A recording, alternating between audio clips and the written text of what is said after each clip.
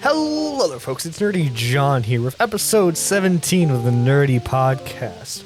And after our last recording, for some reason, this random Irishman decided to get into the Nerdy Podcast studio, and here with me is Liam Talks. Hi, how's it going, John? Yeah, it's good to be here. In the studio, totally not Discord. Yeah. Not at all. We're coming for your mom's basement. Yeah. But yeah. Alright.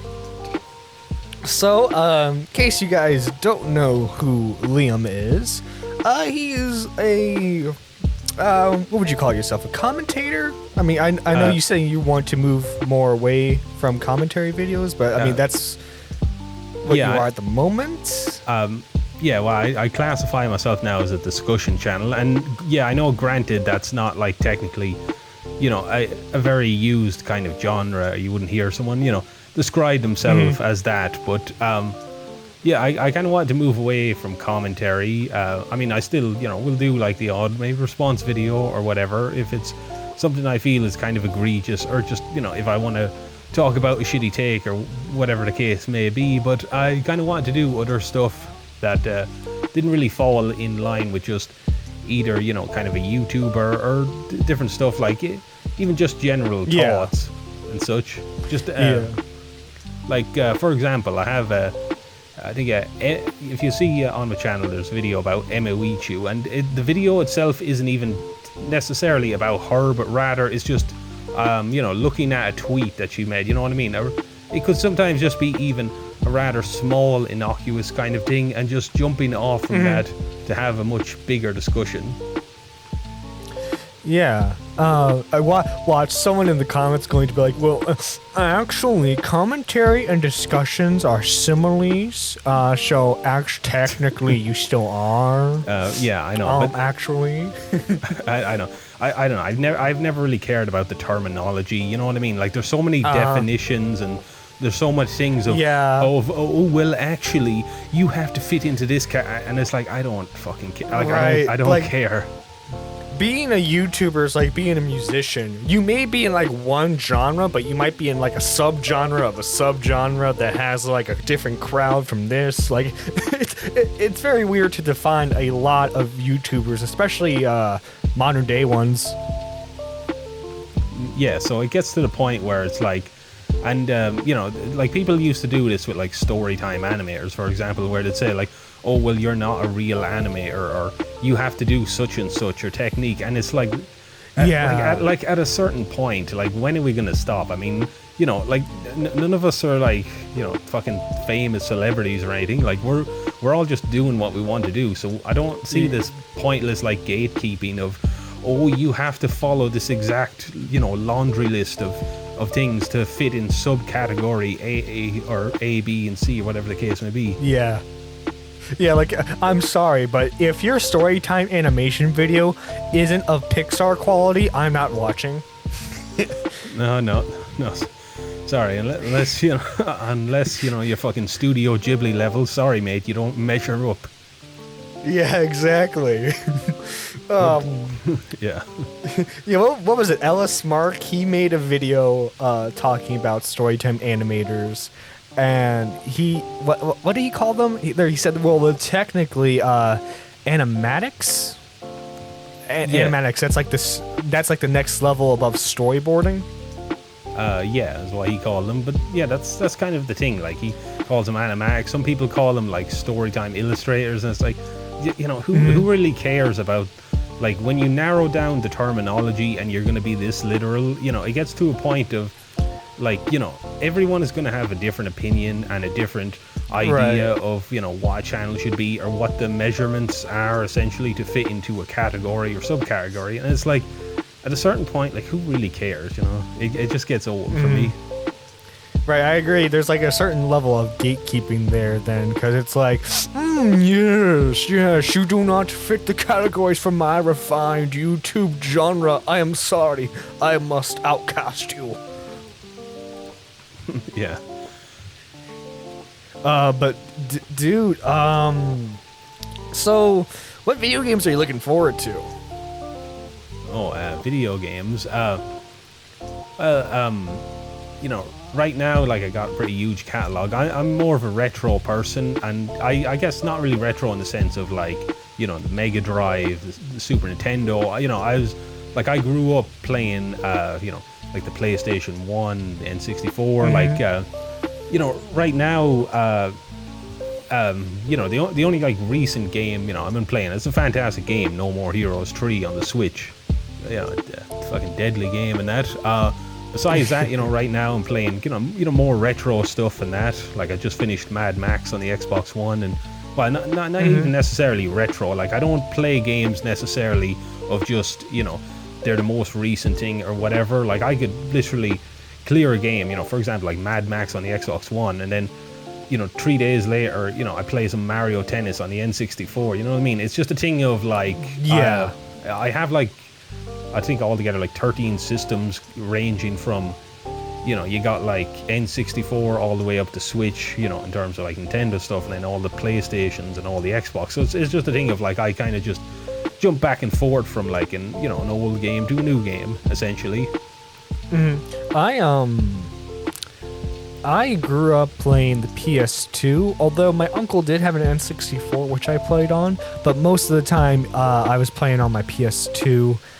Playing stuff like what would be a notable game? I had like licensed ones, like the TMNT game that was based off like on the 2007 animated movie, and then I want to say I want to say I had a couple of RPGs on there, and that's what got me into the genre. Yeah, it's a thing like that, you have so many variants in that. It's funny you mention RPGs, because I always thought the N64 was a little light in kind of that genre, but it's kind of a give and take. Dude, yeah. Well, it's like, the problem was, so like, you had back then you had Square and you had Enix, because they were two separate companies at that point still. But they both went to the PlayStation because it had much more powerful hardware, more space in their system because of the CD-ROMs that they decided to use. N64, fun fact, is the last console to support cartridge formatting. There was Quest 64. If you haven't seen the Pro Jared video on that game, it is how we say in the business, not good. Yeah, it's the thing. I suppose it's a give and take as well. Like, for example, I'm a huge wrestling fan in that. And this is the thing, like, the N64 was an absolute killer with wrestling games, whereas the PS1 is like, oh, here's this shite. Like, besides, like, the SmackDown games. Like, I think there was one in, like, late 2001 for the PS1. Yeah, and this is the thing, like, you might say this out of nostalgia, but I'd like warn you to say, like, go back and play, like, the WCW, the ECW games on the PS1. They are not good games. They're shite. Like, you cannot tell me with a straight face that these are legitimately good games. Like, it's nostalgia, because I enjoyed them as a kid, but they are not fucking good. No, you're wrong, man. You're wrong. Your opinion's crap. Not joking, like the Acclaim game, I don't know why they have like a combo system where it's like you have to put in a combo to do like a suplex or an elbow drop, and it's like, I'm trying to play a wrestling game, I'm not trying to nuke fucking China. Like, just like why combo breaker. Yeah, like, it's so needlessly obtuse and hard. I don't know why. Do you say Acclaim? Yeah, like Acclaim, they made basically they made the ECW games. There's like, I think ECW Hardcore Revolution and ECW Anarchy Reigns, and they also made like WWF I think Warzone, and I can't remember the other title, but yeah, like they usually, they play very similarly. Like, if you go back and play those games, they're pretty indistinguishable, but, despite the fact that one's WWF and one's ECW, they basically, just did, kind of a paint job essentially, because they have like the same mechanics and the same gameplay. Even like after that, when they lost the license, they made like the Legends of Wrestling games, where it was just basically a bunch of independent wrestlers or unlicensed wrestlers, and it's essentially the same, admittedly very shitty gameplay, just in a different game essentially. Yeah, I wasn't born till 2002, so by the time like I was born, the WWF and WCW beef, was already settled, and then a couple years later they bought out ECW, and currently we have WWE versus AEW, and from the looks of it, I don't know, it looks like AEW might come out on top. I heard that Vince has been letting a lot of talent go. He's been apparently bleeding money.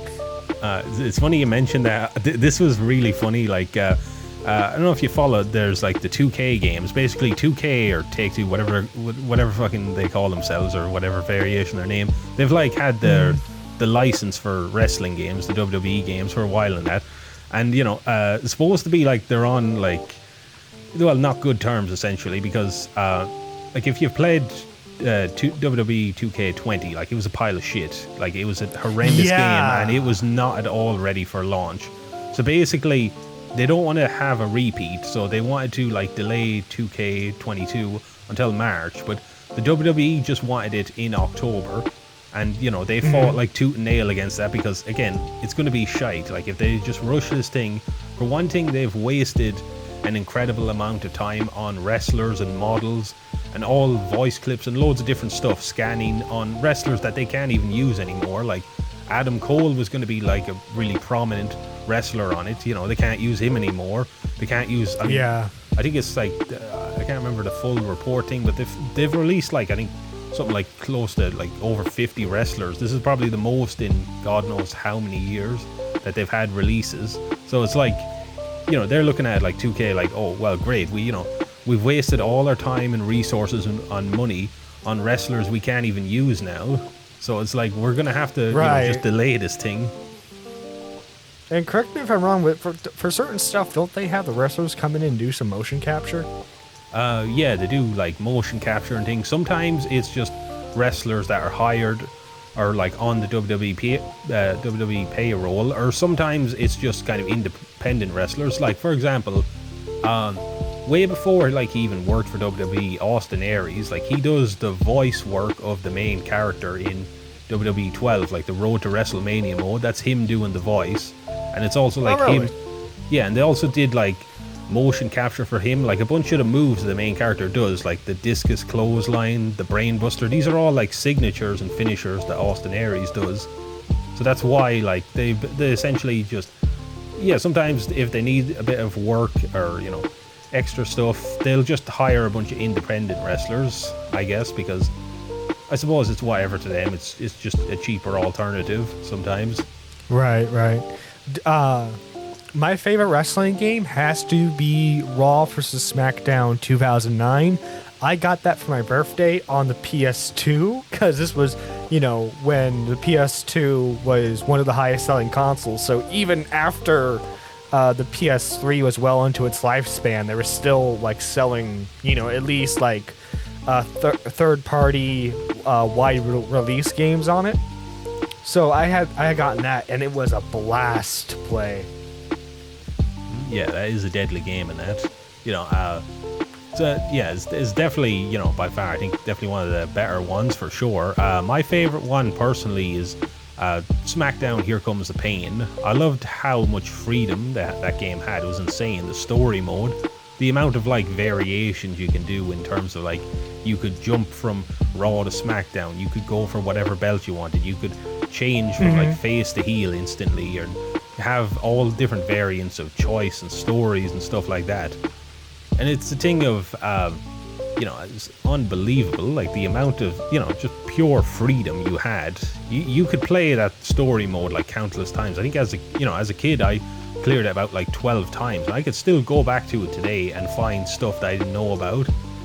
It's mental, the amount of just pure freedom and the amount of choice you have in that game. And the roster is fucking stacked as hell. You had like some people who I'm not even sure if they've ever appeared in any other games, maybe like one or two, like Ultimo Dragon. You had that just an ass load of people and the amount of choices. And and I don't think it's just a thing of nostalgia, because there's plenty of games, I've played as a kid. I've gone back to and realized, well, I was really fooling myself with this. This is nowhere near as good as I remember, but I still, really enjoy Here Comes the Pain. I think it's because when you're a kid, unless like you save up some like allowance money, generally like when you want a game, you usually have to wait for your birthday or Christmas or like a very special occasion from a family member, which is once in the blue moon. So like the games you do have, you want some quality out of it. So I think when you're a little kid, you kind of fool yourself into thinking this is really awesome because this is the only game I have to play for like a month. Yeah, for sure. I mean, at least, as an adult, you have, something in the way of a disposable income and that. So, you don't have to be quite so picky. Like if a game is shite, you can just be like, yeah, this is shite. I'm moving on to something else. But you don't really have that as a kid because it's just, it's too hard, to come by. You just have to hope for the best, essentially. Right. With modern gamers, it's like, this game dropped from 160 FPS to 150 FPS. I am disappointed with your product, and I will cancel you on Twitter. Yeah, I know. I mean, I'm not really, one to be like really anal about fucking, frame rate and stuff like that. As long, there's very few games like that. It really bothers me.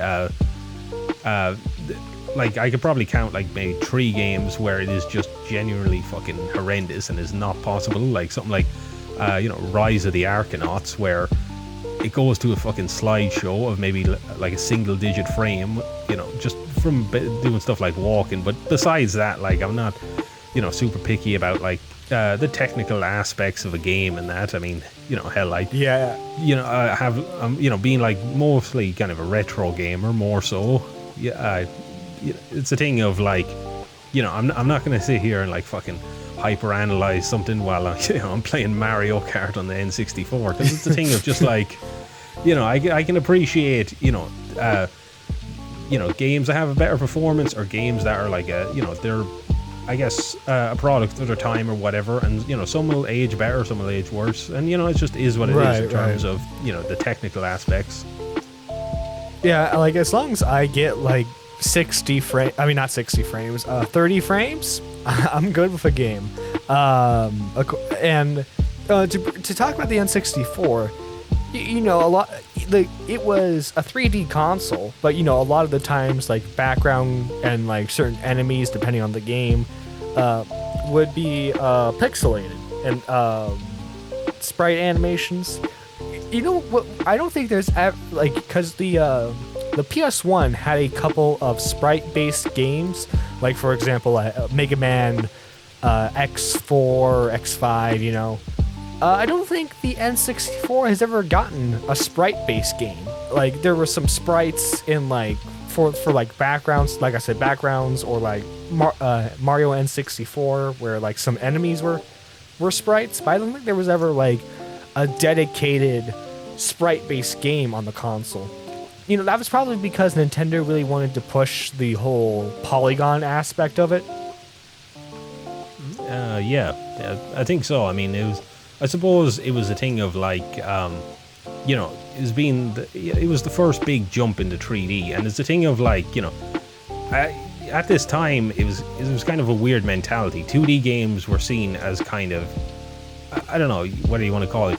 I don't know, maybe some people would say childish, or maybe just outdated, or whatever the case may be. Yeah. Like, even when that's not the case, or whether it's just, completely, wrong. Such as, like, for example, like Castlevania.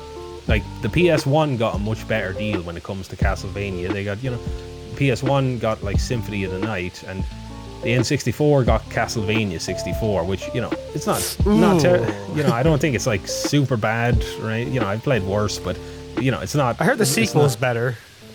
Yeah, they did some sort of weird, like, pseudo-sequel kind of remix, where it's basically... I mean, there's really no reason to get the original, which is just called Castlevania. I mean, if you're going to get the Legacy of Darkness, because it is, like, just the original... better, like they fixed any bugs, glitches, and added a bunch of content, extra characters, locations, and story elements.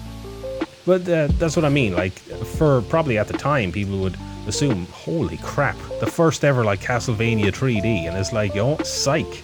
And PS1, we got a much better game. Yeah, 3D Castlevania games didn't really, become like a good option until the PS2 rolled around.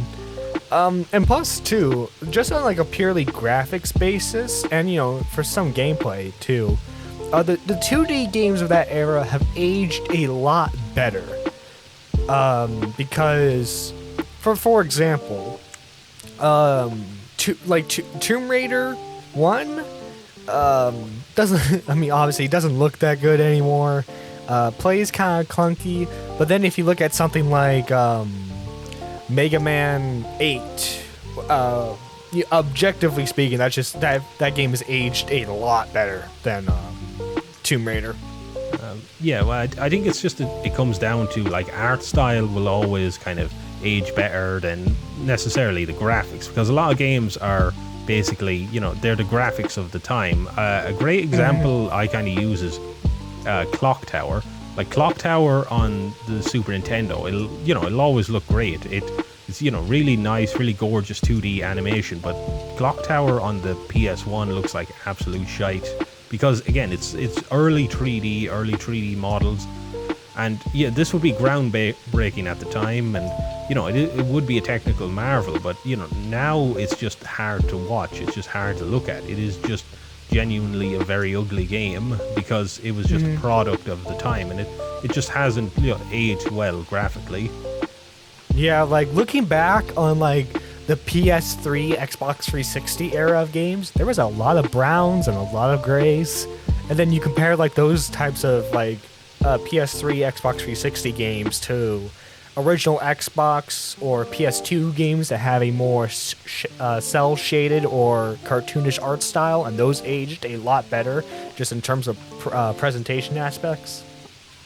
Yeah, for sure, man. You have something like Okami, like I could come back to like Okami on the PS2, 50 years from now, and it's still gonna look gorgeous. It doesn't matter that it's an old game, and that it's a thing of, it just comes down to art style. It just has a phenomenal art style, and just the distinction about how it looks. When you compare that to, I don't know, I guess you could say like any generic, fucking brown and grey military shooter from, the 360 and the PS3 era, and that, it's just a thing of, art style is always gonna trump it when it comes to basically, sure, you'll be the most, I guess you could say, when it comes to like revolutionary graphics or revolutionary, just look at the time, going for the most realistic, but that'll fade away eventually. Yeah. What I'm really happy about is that retro FPS games like classic Doom are coming back, because you have a lot of like independent indie developers making inspiration games that are the successor to those. Like if you ever, I don't know if you've played it before, but that like Dusk, for example. Oh yeah, Dusk. Yeah, I actually just got that on the Switch. I got like a physical version of it. It's a pretty cool game, and that. Well, a brother used to own like the original, done like a remaster, and it is cool. Like basically kind of. I guess you could say like a resurrection of old classic FPSs, whether it's by like indie companies. Same thing, for example, a game I really loved, N64, and it's gotten like a remake to just kind of spruce up the game on the Switch, stuff like that, and I'm sure there's probably loads of other examples you could use, like Doom and loads of others, whatever the case may be. But yeah, it is really cool to see.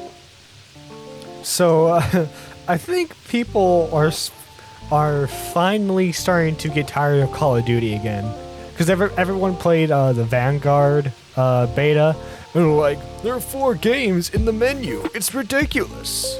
Because you got Warzone, you got Modern Warfare, Cold War, and now Vanguard. Yeah. You know what would really like spring up Call of Duty? Try to do some alt history with it. Like, you can have a Wolfenstein type of game where it's like instead of like doing D-Day or a winter mission in the Soviet Union. Wouldn't it be? I think it would be more interesting is if maybe they try to do something like a reverse type of D-Day, like it's the Axis invading the UK or invading the US.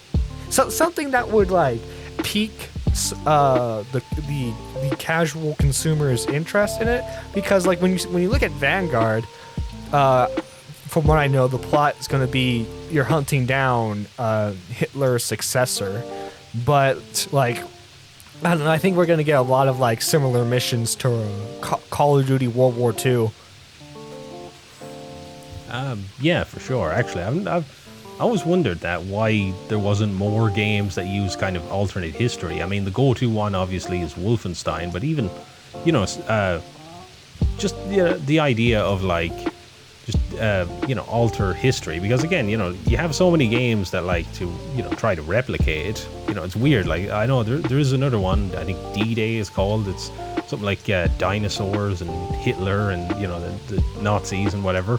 It's but that's the thing. Like I'm not sure why. I mean, there's so many cool aspects you could do, whether it's just the uniqueness of styles, locations. You could do steampunk stuff and kind of futuristic, or I don't know, even just different things like like what if Hitler won the World War and started a kind of dominance or whatever, or just different things like a lot of what if stories of different things. Like I'd love to see something like stuff like Sun Tzu and all different kind of things, just a unique spin on it. Like for example, I never understood why no one ever used this in the game. The story of Dracula, Vlad the Impaler, who that's the original source. Like it's so much more interesting to me than Dracula. I'd fucking love to see a game of Vlad the Impaler. What if we make it like I hate to use this as an example, but you know how like the Lords of Darkness games were kind of like they're in their own universe, but like they explained how Dracula became Dracula. What if like the Vlad the Impaler game? What if it was sort of like, I don't know if you've ever seen it before, but there was this 2014 Dracula movie that actually had him as Vlad the Impaler, and it basically showed how he became Dracula. I think something like that, except executed well, would be kind of cool. And like maybe what you could do as like sort of like a new game plus type of thing is you allowed the player to use vampiric powers. Because like depending on how you would want to make the game, like would you want to make it something like Deliverance Kingdom Come, where it's very realistic sword movements, or would you want to make it something more like Skyrim? Yeah, like you said, it's a great example. There's the thing, you don't necessarily have to be like stuck with what's canon and what's canonical and all that kind of stuff, because Lords of Shadows, they kind of branched out with that. You could have different things, what if stories and different universes and all this kind of stuff. And come to think of it, I actually have a fighting game. It's called Deadliest Warriors. It's on the PS3 and the 360. Dude, I loved that. Yeah, it's an awesome game. Actually does have Vlad in it. That's the only game I can think of that has Vlad the Impaler, at least to my knowledge. Maybe I'm wrong, and maybe there's possibly some other games in that. But I'd love to see like a standalone like Vlad the Impaler game. There's actually this weird cancelled kind of 3DO game, which I think it turned into D4 on the Dreamcast. It was supposed to be a Vlad the Impaler game though. Like it had a weird story of you were this there was some woman on a plane who was pregnant, and this is some of the trippiest shit you'll ever hear.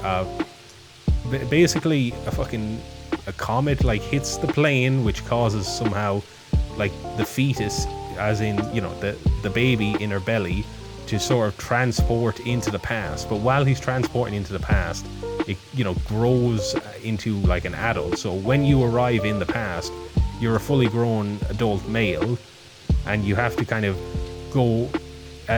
There's not much information about it, so I'm not sure exactly what the plot would be, but I guess you'd go in, you know, you'd eventually meet or maybe kill Vlad or do whatever, but you know, he would be like a prominent character in it, while you be the So like the baby would transport to the past and be a fully grown adult? Yeah, basically, I know it's weird. Basically, it's meant to be that the baby was aging as he goes back into the past. Like, basically, time is proceeding, essentially, of the time it takes him to go to the past is also time that's aging him up, essentially, aging him and turning him into an adult. They'll probably... Oh my God. I know, it's such a weird fucking concept. I've never heard... Who was developing this? I think it was Sega, like, for example, D4 on the Dreamcast. Basically, they even, like, they use, like, the same model. There's a weird series called the... it's called D2. It's called, like, I'm not sure if it's the D-series, but, it's a series created by Kenji Eno, and essentially, this game D2, originally it was going to be like it was going to be exclusively for the 3DO, but the 3DO going out of business and all that, they moved it to the Dreamcast, and they completely changed the concept. Like 2D itself on the Dreamcast, it's probably a good game. I haven't played it myself, so I can't say for sure, but the concept is completely different. But the only similarity really is like the woman, like the main character, the woman character, the main character that you be in D2 is like the mother of the main character in the Vlad the Impaler game, or at least, you know, she would have been. I want whatever they're smoking in Sega Japan. Yeah. Speaking of like the 3DO, correct me if I'm wrong, but wasn't that the console that was like $700 in the 90s? And if we convert it to today's money, that's like $1,000 compared to the Genesis and Super Nintendo, which were around 300. Yeah. Like I wonder why it failed. Yeah. Well, I mean, famously, like, this was like the highest price a console has, you know, ever been kind of at this point in time, and it, you know, it was just unheard of. And I suppose it was a thing of like, you know, 3DO, the company, like, for one thing, you know, this was their first console, and that's always kind of like a rough period. You know, there's so many game companies that like try their first console, and like there's so many like once-off consoles that fail because it's hard to break into the thing. You know, Microsoft did it with the Xbox, and that's only just because. Sorry, what was it? Did you know Apple actually had a console? Oh, Apple. Yeah, I remember. I vaguely remember. I can't remember the name of their console, but yeah. You know, dude. Sorry to interrupt you, but I'll just say it. I think if Xbox didn't have Halo, that probably would have been Microsoft's first and last console. Yeah, I'd say for sure. And it's the thing of like Microsoft has the advantage of, you know, they have a lot of booking and a lot of money behind them, and I think it's more of a thing of like the Xbox itself, like Microsoft's gaming division isn't like anywhere near as profitable as their other stuff, and it's more just a thing of, I think they keep in the market just because they want a piece of that market. It's kind of like Google with YouTube. I mean, Google doesn't, you know, really make the money to kind of justify YouTube's existence. They could, you know, just turn around tomorrow and say, you know what, fuck this, you know, we're putting a lot of money into this, we're not getting that much, you know, fuck this shit. But, you know, they just like, do that. Like Muda said that, like Muda said that they've only recently like breaking even with YouTube. Like it's been bleeding the money for years. Yeah, but that's the thing though. It's just because like they keep YouTube around because they have like, you know, they're completely dominant. I mean, you know, nobody else can touch them. You have like these startups like VidMe and fuck knows how many other ones are, you know, Storyfire. That was the next big one. Yeah, that bombed like a fucking yeah, that went down like the fucking Hindenburg. dude, like, remember when the Half Baked podcast was advertised as a Storyfire exclusive? Yeah, and yeah. they abandoned that ship quickly. Yeah. Well, like the problem is, like with that, like you have like McJuggernuggets, like, cause like, let's be honest, like, if it would have been viable for him, McJuggernuggets would he's the type of guy who would do 3 a.m. challenge videos. Like, he strikes me as that type of dude. Like, imagine if J Station started his own like platform to compete with YouTube. That's essentially the same thing, in my opinion. Yeah, that, yeah, for sure. Yeah, like, I think unless we have a company like, I know Amazon has Twitch, but like unless they do like specifically their own like video platform service, like that isn't like Amazon Video, yeah, YouTube is going to remain dominant. What's the new one out? It's called like, what is it, like Olympus? Starts with an O. I'm not sure. I haven't kept track with them, because it's like a thing of I see like a new one and it's like, oh, maybe this would be a nice alternative. You know, I got my YouTube channel, I got a lot of videos on my channel. I could easily, you know, just upload the stuff I already got, and it'd be nice starting. And it's like a week later, oh, it's gone. You know, it's the thing. I see it like like the problem is, like, you have like all like the guys who were ostracized off of YouTube flocking to those platforms, and then like you have a BuzzFeed article that comes out and says new platform supports insert whatever bad person here, you know, and then like that tanks whatever potential that market would ever have. Yeah. Plus for sure. two, I think YouTube. I think YouTube purposefully buries those like searches. Yeah, I mean, definitely YouTube plays, you know, favorites or whatever, and it's a thing of like, you know, they're not going to promote like the more edgy stuff. You know, if you have something as harmless as, oh, you know, a kid unboxing toys or whatever, or, you know, some like, you know, essentially white noise or shite or whatever you want to call it, then, you know, yeah, they absolutely will promote like whatever is more like tangible to advertisers or whatever. And it's a thing of like, why these other ones, they never do well. It's either essentially they either die off too quickly, or, you know, they become known for a different thing, like BitChute, for example. You know, I always see like, you know, it's a thing. It sounded all right at the start, but now it's more known as like, you know, kind of a, you know, real political stuff of basically, you know, of like far right kind of stuff, and, you know, people who were too extreme, and they said, you know, it's a pretty horrible shit, and, you know, now it just sounds like a complete mess now. Dude, I am so tired of YouTube and Twitch politics, both right and left. Because it's just filled with people being like, I'm right, you're wrong, and they don't have a discussion about it. Even when they have a quote-unquote discussion about it, it's like a crap panel on like Twitch, and they end up screaming at each other half the time. And it's like, who won this? Who won this? Who won this besides like letting the audience laugh for like 5 minutes?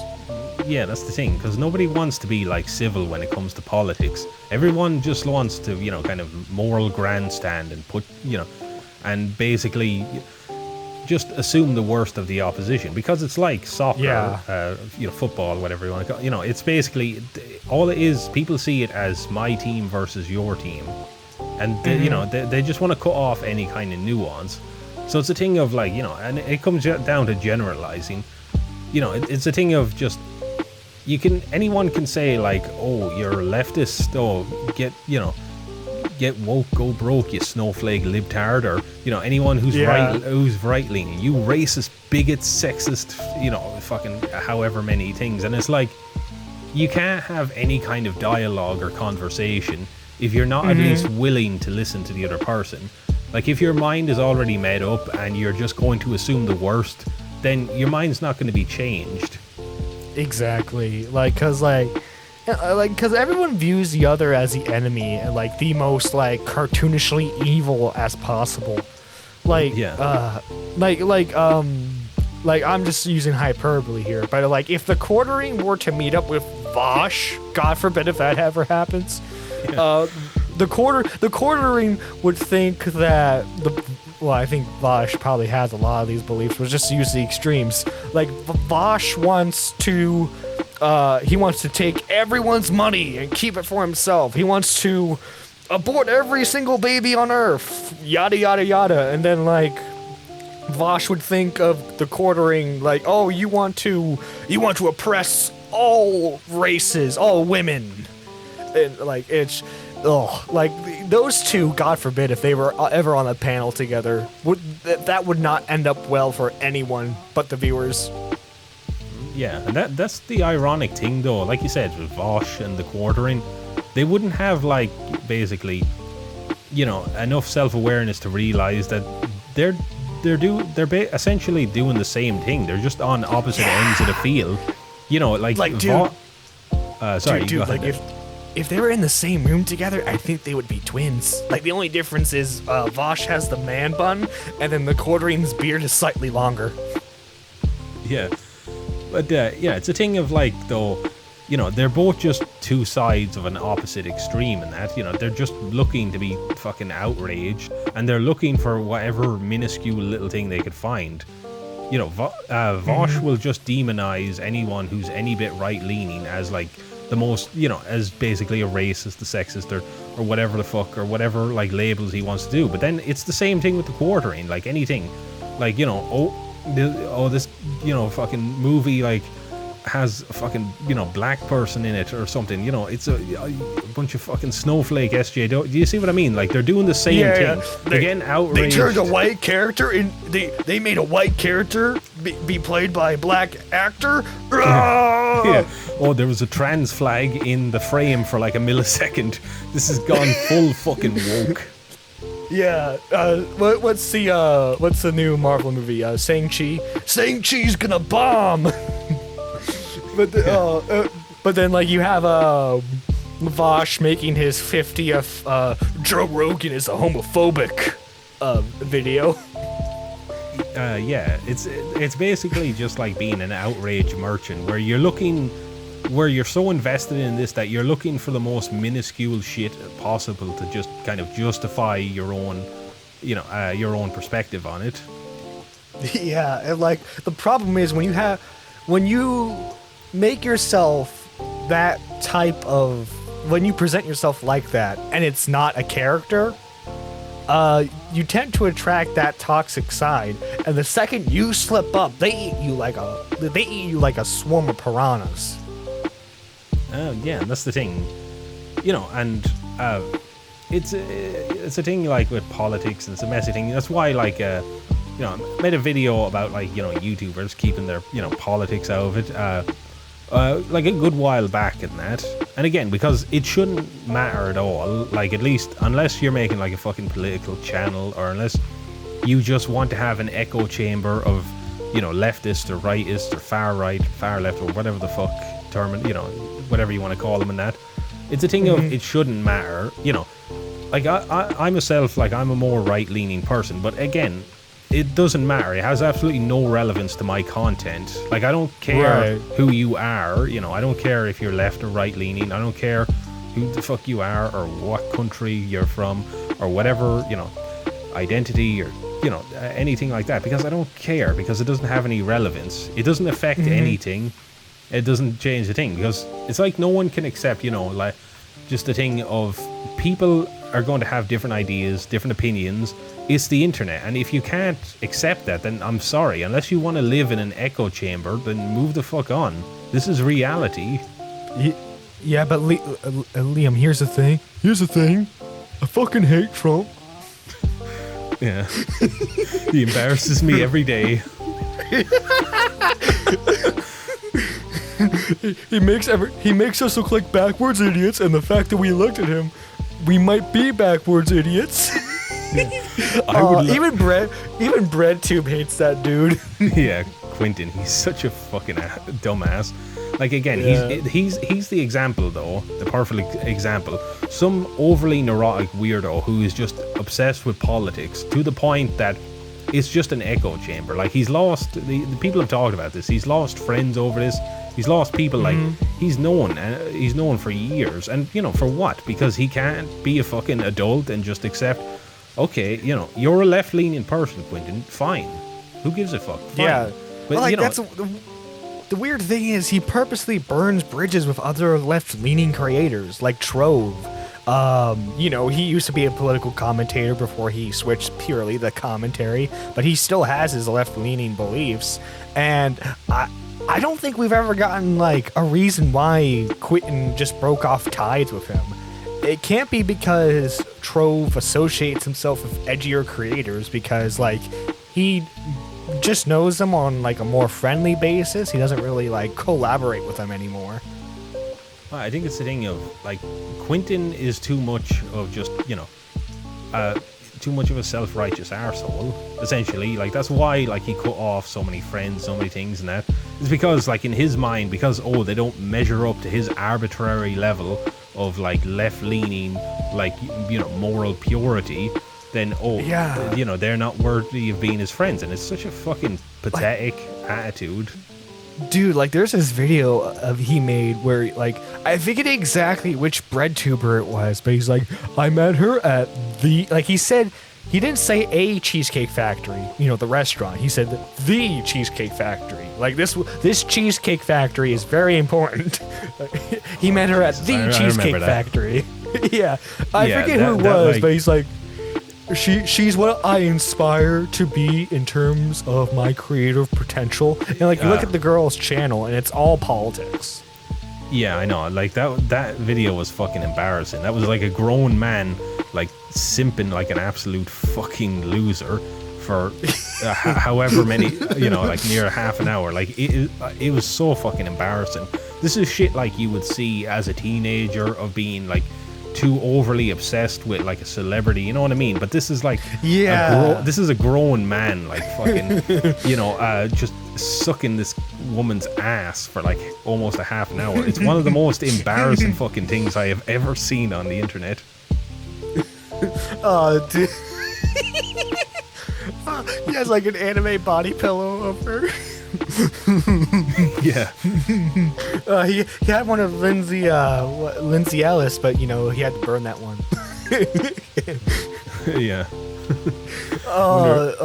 Yeah, Lindsay Ellis's DMs. I wonder if he got the Movie Bob treatment. Oh, dude, Movie Bob is like, I don't know. I'll be honest. I don't know exactly why everyone hates him, but like, I'll tell you what put me off from him. It's he defended the journalist who like said that Cuphead was a crap game because he didn't know how to jump. Yeah. I remember he made like some dog shit defense video where he's like, oh, you don't have to be good to review a game and that. Well, it's like, yeah, well, dipshit, you don't have to be good, but you at least need to be competent. You know, would you? Right. Yeah, it's a thing of like, would you accept like a fucking driving teacher who didn't know how to start the engine of a car? No, of course not. So why is it like with video games, you know, again, you don't have to be like fucking, you know, hyper ultra great. You don't have to be like fucking, you know, clear Devil May Cry 3 on the hardest difficulty, but for fuck's sake, you need at least a basic iota of competency. You have to know like basic shit. There's videos of like a child beating his gameplay. There's videos of a fucking pigeon like beating this guy's gameplay. Like he did a review, Dean Takahashi did a review of Mass Effect where this fucking idiot complained that the game was hard because he didn't know that you could level up your character. He didn't know that you could level up stats in an RPG. Oh god, that's like something that's like a mistake I would make as like a 4-year-old. I think I've made that mistake. So like funny, sorry to diverge a bit, but it somewhat relates. Like I used to play Kingdom Hearts 1 as a kid, and I didn't know about leveling up.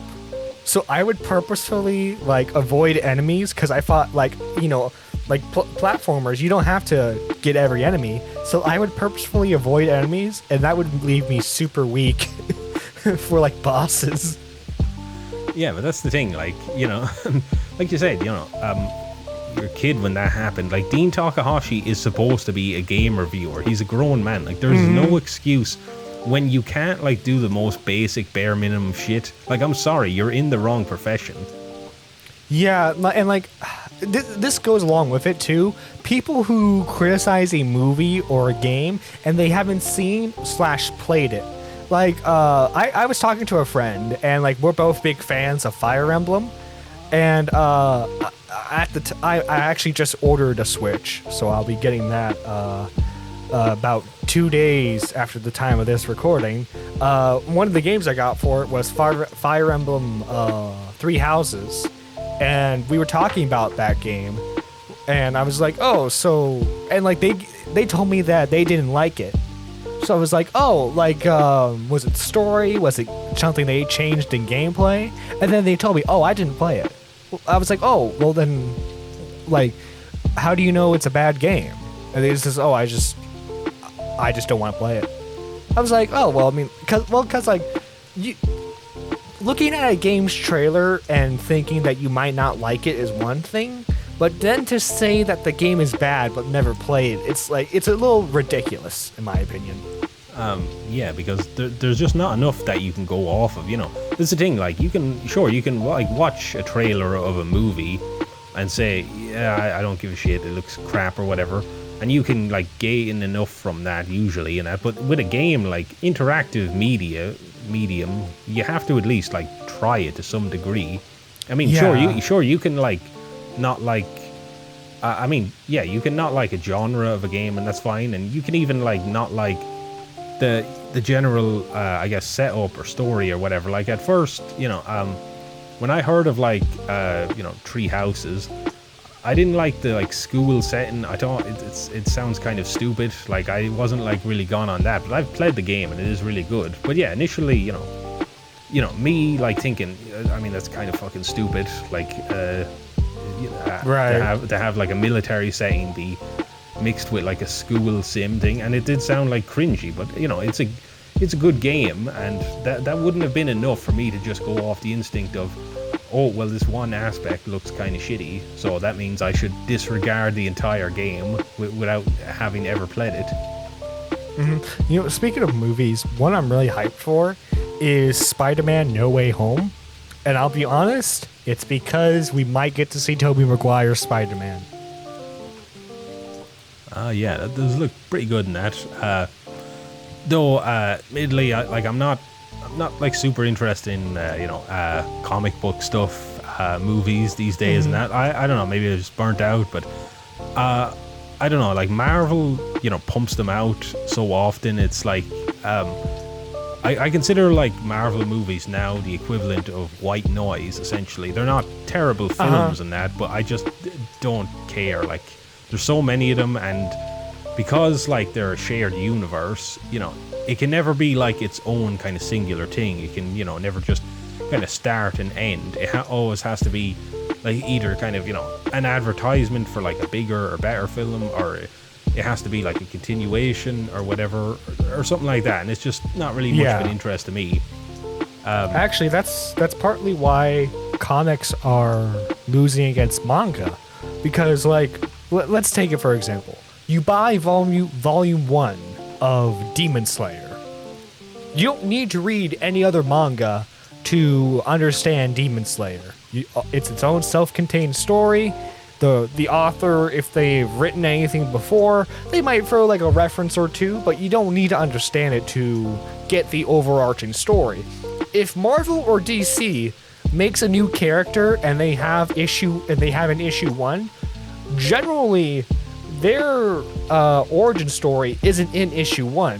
It's actually part of an ongoing storyline in this event comic, which has 8 different parts to it, including the 20 parts like that are spin-offs, including like the 30 issues that were made to lead up to it, that you need to understand the overarching story, and it just becomes one massive headache. And I'm speaking as a comic fan. Yeah, the thing of like why, like I really don't collect comics anymore. Now, like I was never a super big comic guy, but as you said, that's a big reason why. It's too much of a jumbled mess of all this different stuff and all this intertwined shit, and it feels like you constantly have to do like fucking. It feels like homework, essentially, I guess you could say. Yeah, like that clip of the guy who's like going crazy because Karen from HR or Cheryl from HR. You know the clip I'm talking about. That's what it feels like being a comic fan most of the time, because thank God for the internet, because if the internet wasn't a thing, I wouldn't be able to keep up with half the storylines anymore. Yeah, it's way too much of it, like a jumbled mess and that. Like, it's why I've always been more of a kind of DC guy. Like, I love like the DC animated films. Some of the live stuff is good, but a lot of it is also crap. But I think one consistent thing though is like, the DC animated films, and I got like a bunch of them. I got, like Wonder Woman Bloodlines and the Batman ones and Son of Batman. A fuckload. I could probably list, tell however long, but it's a thing of like, I think that's like a consistently good thing. And even though some of them are intertwined, again, it's not like mandatory. You don't have to go through fucking volumes 1 through 222, and it's just a thing of like most of them are self-contained, and the odd few that are even connected, they're still their own separate entity and their own separate thing. Yeah. Oh dude, you know what I want to see like make like a comeback? I want to see another animated version of Batman Beyond. Yeah, would be cool in that. I'm personally, out of like all like the Batman animated series, like the original one and then like the Justice League, I personally like Batman Beyond the most, because like there's like that cyberpunk setting, the unique villains that Terry fought against. Yeah, it's a cool series and that. Not sure if there are like a couple of odd, like I was a huge fan of like Justice League, that series is a Deadly series I watched as a kid. Like there are like some odd appearances and like a lot of references and callbacks to like Batman Beyond. That's what I mean about I like that style of connected rather than something that's dependent. More so, I think it should be its own self-contained thing, and all the like extra stuff that should just be kind of an extra bit of caveat on top, essentially. Yeah. Yeah, well, that was how the first couple of MCU films were at first, You didn't need to watch Iron Man 1 to understand the Incredible Hulk movie. You didn't need to watch Thor to understand Captain America. But like there were links there, and that was very appreciative. But I think the MCU is getting to the point where it's like it's sort of like its own success is sort of what's killing it, because everything has to lead up to one massive story now. And from the looks of it, they're probably going to do something involving Kang the Conqueror, which I don't know if you watched the Loki series, but that's what he's connected with, because they're starting to do time travel and like the multiple universes, which is going to get a bit confusing, because they introduced that with Loki. They kind of sort of did that with WandaVision, and then they're going full blown with the newest Spider-Man film. And so I'm wondering how your casual like moviegoer is going to react to all of this, if they're going to think it's like too complicated, or they just don't like the scope they're going for. Yeah, I don't know. Not really, just not a fan myself of like the whole like the structure in which like Marvel have gone about their movies and their series. It's just too much, and it's just a thing of like they pump them out so frequently that they feel less and less like their own thing, and it just comes to the point where it's like white noise, essentially. Again, there's nothing like wrong with the film or the films or the series. Like they're not terrible in that, but they're just like they're the worst kind of bad for me. They're just painfully mediocre. Like I could watch most of like the Marvel stuff or the series or whatever, and I'm not going to remember a thing about them within a week. So, dude, did you hear what happened with Dr. Skipper's channel? Oh, yeah. He got hacked by like a cryptocurrency company or group or something. I think YouTube like ended up. They did contact him or whatever, but they fucking like completely deleted his channel. At least, maybe it's been updated. I don't know. I haven't really checked. So I don't know. Maybe his channel is still deleted, or maybe they're looking at something. I mean, I figured. Like I know, like he's got like 44 or whatever amount of subs he had at the time. Like I know it's not huge in the grand scheme of things, but with the amount of people making noise, I figured, YouTube will get attention to it, because again, it's a thing of like the most noise you can make, and I guess a combination of size and who you know and stuff like that. Because again, like he has some good people helping him. Tipster, I've heard, is like really good when it comes to just people he knows, and I guess multiple ways in which he can get channels back and things like that. Yeah, Tipster has, from what I've seen, he's always tried to help out smaller creators when he can. And with this Dr. Skipper situation, it really sucks because like he was an up and comer, and I understand it was probably like the quickest way to solve the solution at the moment, but like the likelihood of him being able to receive his channel back is pretty slim at this point. So like starting, I know he's gonna get some support from the community, but like starting from scratch is still gonna be very difficult. Yeah. I mean, I actually did like respond to him on Twitter. Said like, it's not ideal, obviously, dude, but at least hopefully, if you do have like maybe a few or a chunk or however many videos and that's at least a good starting point, and that would really help in terms of the kind of just algorithm and all different stuff, and people kind of recognizing that's Dr. Skipper again, and just kind of to make a sort of transition, so like his fans can kind of jump over. Again, not ideal, and you're not gonna like reach the same number like super quick, because again, there is like a startup, but it's at least something, you know what I mean, in terms of if you can just kind of generate at least a proportion of your fan base, I guess.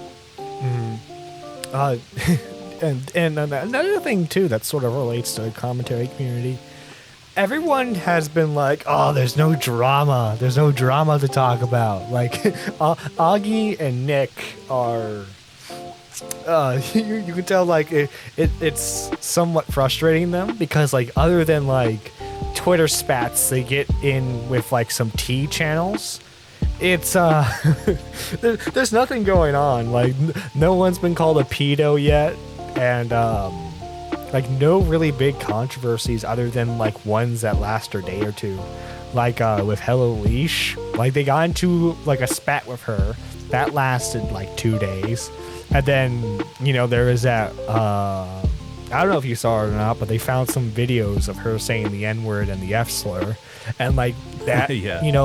That got people talking for like another 2 days, and then that's it.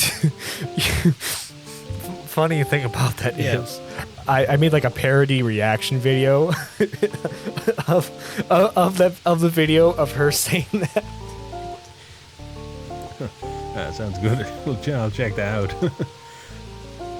But I think it's a thing of like. But yeah, like everyone, like I've noticed, like everyone has been like going really hard after T channels, and I think that's partly because like once there's no, I don't want to say, once there's no outward targets, I think everyone's just starts looking like more internally, and like they don't really want to go after anyone in the commentary sphere, because they're all generally friendly with each other, unless they make a genuine mistake, like with John Swan. So like they look at other drama channels, and like a lot of T channels like Rebzion like drops the ball a lot with different stories, and it's like maybe that's why YouTubers really shouldn't cover sexual assault stuff. I hate to be like sounding like gatekeeping, but it's like, I don't know, when certain stuff has to involve like serious police investigations, it's sort of weird for like a YouTuber to act like an internet detective.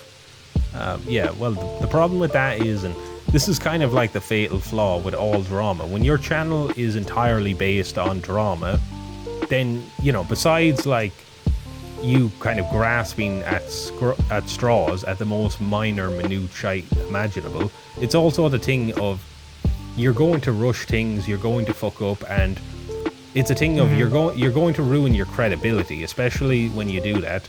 There's a big thing, and this made me really, you know, it changed, not really hate, you know, or I'm not gonna say hate commentary because that's hyperbolic, but it you know, it made me realize that, you know, there's a lot of like fatal flaws about it. Like I talked about in a Turkey Tom video, just the way people handled like the pyro situation, it was way too rushed. Everyone was so like flippant on it, you know, flip-flopping between, oh, he's a pedo, he's not, he's innocent, he's guilty, and it made the community look so pathetic. Like there was no conviction behind their thoughts.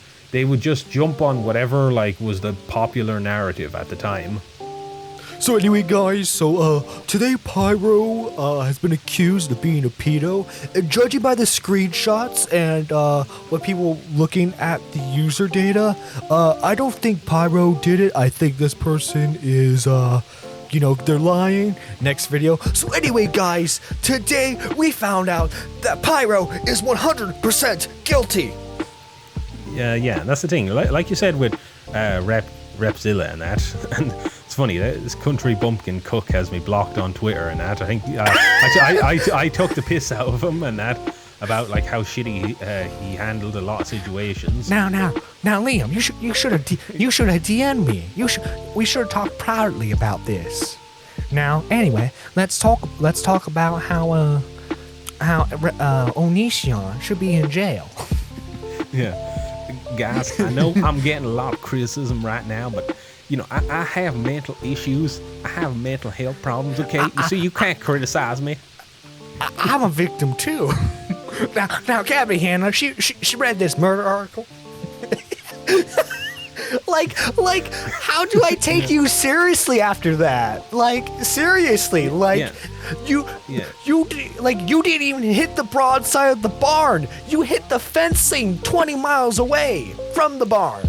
Yeah, and he's like probably one of the best examples of just a dog shit drama hungry channel, because again, his channel is based on drama, so that means if there's nothing going on, you know, he gets no money, he gets no ad revenue, he's fucked himself. Like, he's put himself in a corner, and a lot of drama channels have, where, you know, besides like it not being healthy, because again, your channel is essentially based on just constant negativity and just constant, you know, moral grandstanding, and, you know, standing on a pedestal of, oh, I'm so much better than these shitty people. They did bad things. I'm such a good person. I'm so morally wholesome. You know what I mean? It's just a bunch of moral grandstanding, and it's constant like talking down to someone who did something bad, or at least bad in their eyes. Yeah, like it all essentially boils down to, hey guys, this person did a bad thing, and I am against them doing that bad thing. Yeah, that's the thing. Like, so when you like put yourself in a corner like this, basically then to cover up for when like there's nothing much going on in that, you're gonna have to like scrape at the bottom of the barrel for the most minor minute shit possible. A good example, like Willie Mack, he talked about this in his, like, he made a video on T channels where there was like some girl talking about Gabby Hanna, and she's like, guys, Gabby you're talking Hanna, about Angelica Oles? Yeah, I think so, yeah. Where this one is like, and they have no self-awareness at all. This one is just like, oh, Gabby Hanna, she was a bad host. She didn't like show them around the house, guys. Clearly, this is a sign that she is a bad person.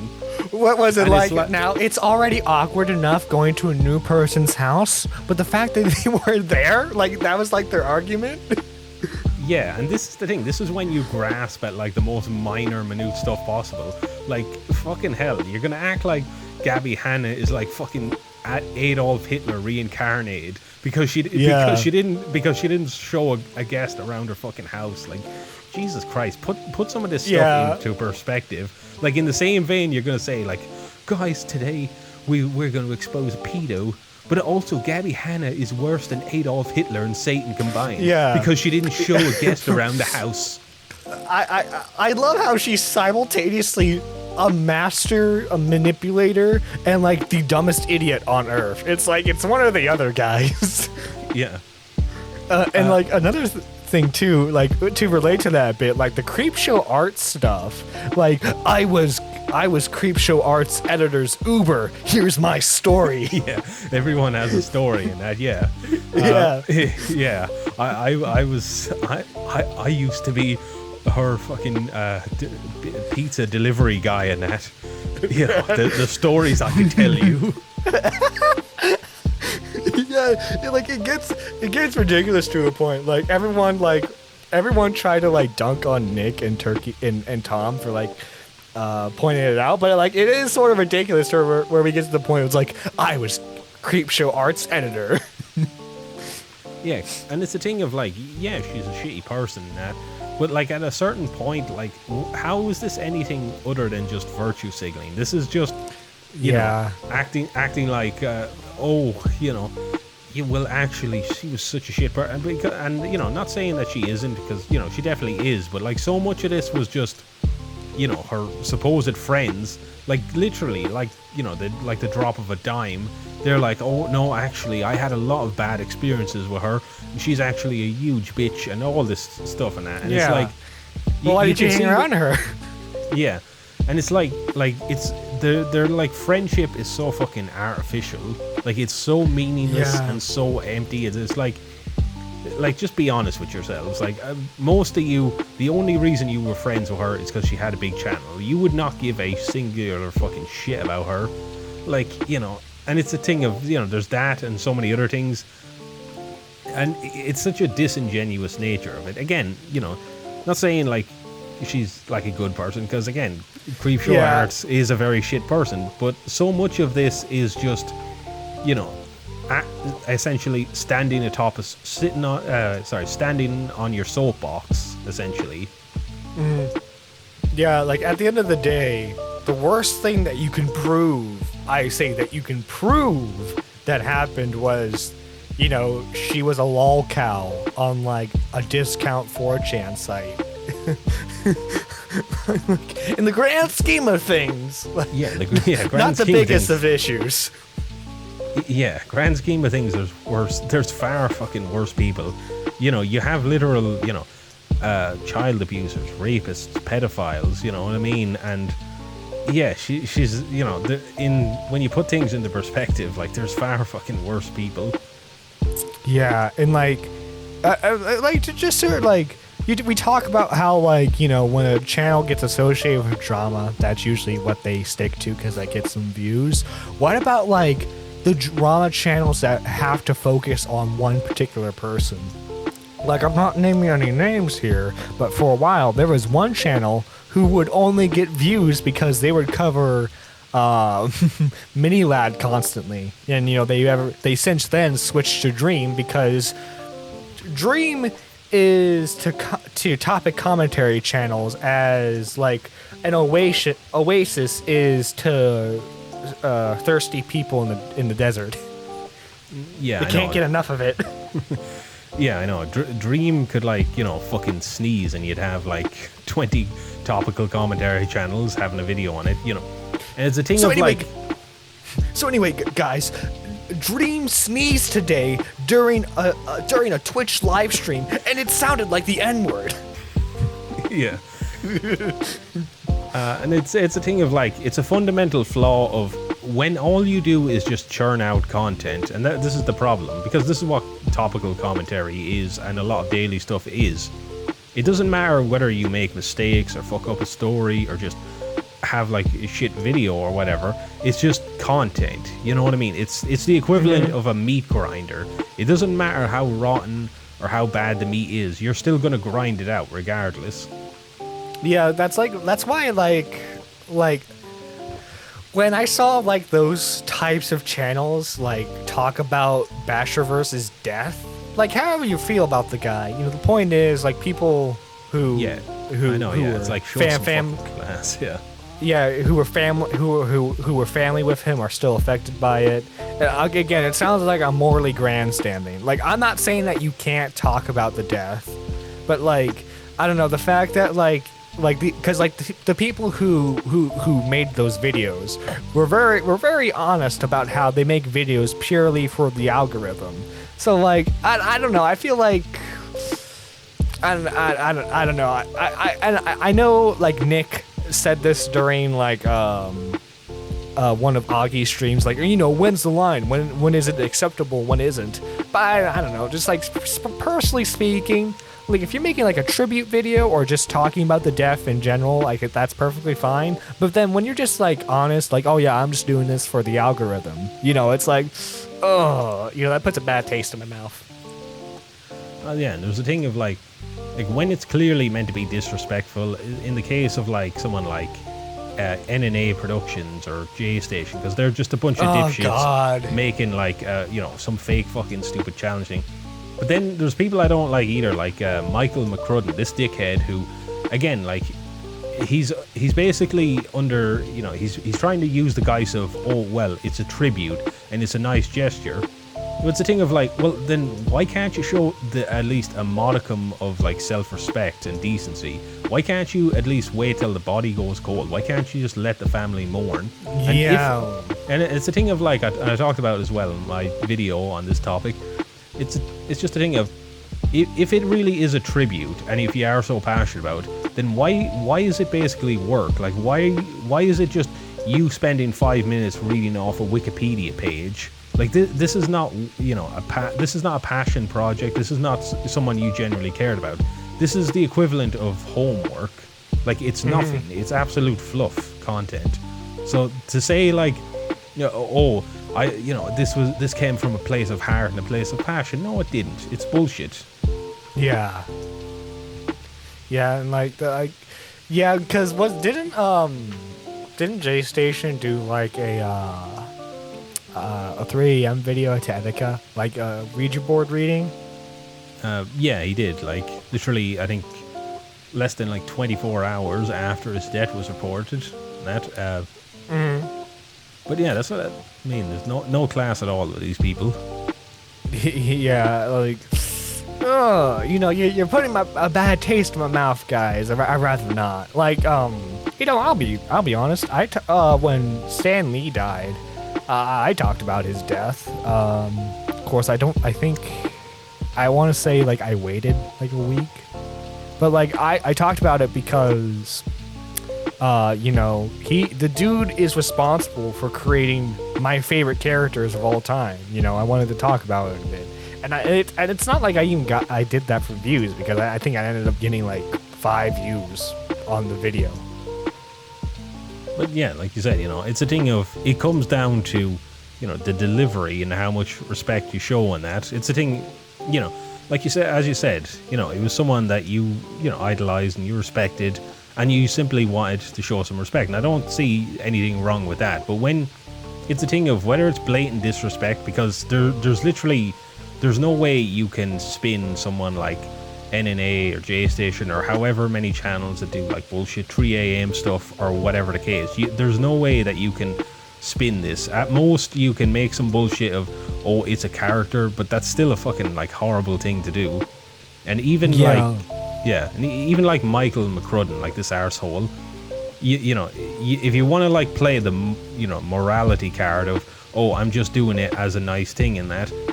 But then, like, if you're gonna play that card, why can't you like at least show any kind of respect? Like, why can't you just simply wait, you know, let the family have their time, and then put out something of effort? Because his content is absolute shite. I'm talking like literal, like, you know, it'd be the equivalent to me like doing a live stream where I read out a fucking Wikipedia page. Like, there's no effort in this. This is like the most surface level content imaginable. All right, guys, we're gonna pull up the stream, and I'm gonna read the twit longer. Sorry, Bo Blacks. But yeah, like the people who, like, this is my biggest problem. The people who purely churn stuff out to make content, to get views, to get whatever money. Like, YouTube, for me, and I assume it's the same for you, it's a hobby first. It's a passion first. And if I ever got to the point where I'm not enjoying making content, then I'll stop doing it. Because why would you continue doing a hobby that you hate? You know? Yeah. It's like playing a video game. If I'm not enjoying myself, I'm gonna throw it away. Yeah, it's a thing of like, you know, and this is how, you know, I keep things in perspective, because again, like, YouTube is just a website, just like any other one. You know, Google could literally turn around tomorrow and say, we're fucking tired of this.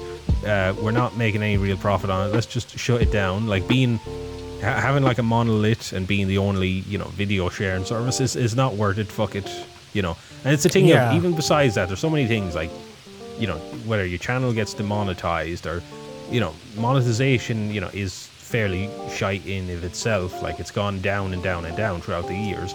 And it's a thing of like, you know, if I'm going to do this, and I think this is a mindset anyone should have, if you're going to do YouTube, you know, be here because you want to be here. Do content because you want to do content. Not because, you know, you're a slave to the algorithm. Not because you have to just churn out whatever and that. Because then you're going to get depressed. I remember, like, Jaden making I know. I don't fucking like her. I actually got a video. It's in the works and that. Yeah, spoiler alert, it's not going to be positive. But yeah, you know, as much as I don't like her, this was probably one of the most, like, saddest tweets I've ever seen, where she basically she admits to being a slave to the algorithm. Even more than that, I think this is a different one. Whether she's deleted this or not sure. But basically, she says, like, you know, I don't, like, talk to my family very often. I get no sleep. I basically just, you know, I work on, like, videos all day. I have no personal life. No, like, I don't socialize. And it's like, fucking Jesus. Like, like, it gets to a point where it's like, okay, fine, like, you want to have a big channel, you want to make money or whatever it's a case, whatever your personal goals are with YouTube, but it should not come at the point of your own life, to the point that you're negating and, you know, just neglecting all other aspects of your entire life. Yeah, and then, like, speaking as, like, someone, because, like, I've only, like, because, like, I've been a casual viewer of commentary for, like, a few years now, and, like, only this past year have I, like, talked to people in, like, the community and stuff. Like, I don't know, from, like, a somewhat outsider's perspective, it's weird that, you know, Nick, Augie, people who clown on people for doing way less than Jalen, like, they had let her get away with a lot of things. Yeah. Talked about this, I think, you know, on Twitter, and that's the reason why, and it's a double standard, for sure, it absolutely is. Like, people can say, like, because Bo Black's tipster, they've, you know, defended her, and they can say, like, oh, you know, we just want to be the bigger person, or we want to give give her another chance or whatever. But, like, guys, come on, at a certain point, like, when is enough enough? Like, when do you say, like, okay, you've burnt a bridge too many times, this is too recurring, like, for fuck's sake. At a certain point, you just have to put your foot down and say, no, this person is not learning, this person isn't growing, this person is just, it's just fucking Groundhog Day. You know, she says something stupid, she has a shit take, people clown on her, or they correct her or whatever, she gets fucking pissy, she basically tells people to kill themselves, she either fucks off Twitter, or she deactivates, or she gets banned, or some bullshit, and it's just the same cycle over and over again. So at what fucking point? Because that's the thing, like, my video, I don't want to spoil too much, but, you know, I got fucking endless amounts of screenshots and all different stuff of just it's a treasure trove. Yeah, of her just making a complete utter fucking arse of herself. Because again, she cannot handle herself well at all socially. Like, every single time I see her on Twitter, she's constantly spurging out, losing her shit. Like, she does not have, you know, the mental fortitude, the mentality of being like an online figure. It's weird like how someone can act so edgy and be like, oh, I love edgy humor, I love all this and that, but then fucking crumble into dust the moment they get any kind of pushback. Yeah, and like, what was it? I saw cause Keem, I don't know if you've been keeping up with him, but like he's been tweeting a lot about how he misses the old days of YouTube where like people were just trolls, for fun. And then like Jalen commented and saying, well, I was trying to be a troll and people canceled me for it. It's like, I don't know. I feel like to get into like, to deviate a bit, like to be fair to like Nick, Augie, and Tipster, Boblax, I think they've since like said, you know what, we're not even just going to touch Jalen's stuff anymore after this last fiasco. Yeah, they realize like at a certain point you get burned so many times and you just make yourself look stupid to the point that you keep just you keep like falling on a sword for someone who is just going to keep doing the same thing over and over again. You know what I mean? Especially since like the whole point of like their thing with T channels is, well, we focus on facts, not emotion. But then you have this someone in the community who is very emotional, Yeah. So like you're kind of like shooting your own argument in the foot by associating with them. Yeah. And like what you said, she's saying like, oh, I was cancelled. This is what I mean. This is the weird thing. Like she seems to think like she can say like, oh, kill yourself. Oh, I want to gas religious people. But meanwhile, she cries foul and cries victim the moment she gets any pushback. Whether it's, oh, I'm being cancelled. Oh, they're being transphobic. This shite. People constantly go to identity in order to shield themselves. Like no one gives a shit that she's trans. Nobody who's making any legitimate arguments because it's irrelevant. Like I don't care that you're trans. I care that you're a fucking arsehole and I'm gonna call you out for it. That's how I've always looked at it. Can I be honest? I would love to have a conversation with her. And like, this is the only time I would really care about numbers, because I wish I had the numbers to legitimize her talking to me. Yeah. Because like the only small creator she's talked to is Raintism, and that was because like the dude basically spent the entire interview just like sucking them off. Yeah, I know, just kissing their arse. But that's the thing, like some people, it's like an ego thing. Like for example, same thing like DSP, that gobshite. Like he's a complete pussy when it comes to any kind of conflict and that. That's why the only interview he had was with the Quarterin, where the Quarterin did nothing but suck his dick the entire interview. Yeah, although I will say with recent DSP stuff, shame on those fucks for revealing his address and doxing him. Yeah, like that seriously, was fucking scummy. Like, and like their only excuse is, well, I mean, it's public information. Like I could look it up. It's like, yeah, like you can look. It's the internet. You can look up a lot of different stuff, but doesn't mean you should just be like willy-nilly. Right? Like it's still a dick move, and you justifying it by basically, well, I can call the bank, and they can just give me the information. Like, oh, like seriously, fuck off with that.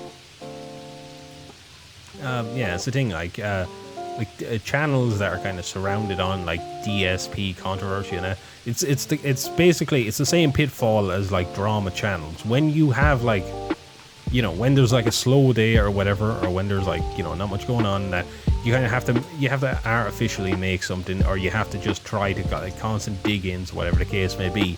And it's a thing of like, the ironic thing about DSP, like his channel is dead, I mean, he has like, what, like 190k subs on YouTube, and he gets like fucking, he'd be lucky to pass like 1,000 views, you know what I mean? Like his views are on par with mine, and and no shit, like he should, like, it's a thing of like, he should absolutely have better views than, a channel that has like less than 500 subs. Like it's a thing of, if people would just kind of like let him fade away into obscurity, then there wouldn't be anything. But like channels that are based around him, they have to kind of like make some shit or dig up something, like you said with the doxing thing.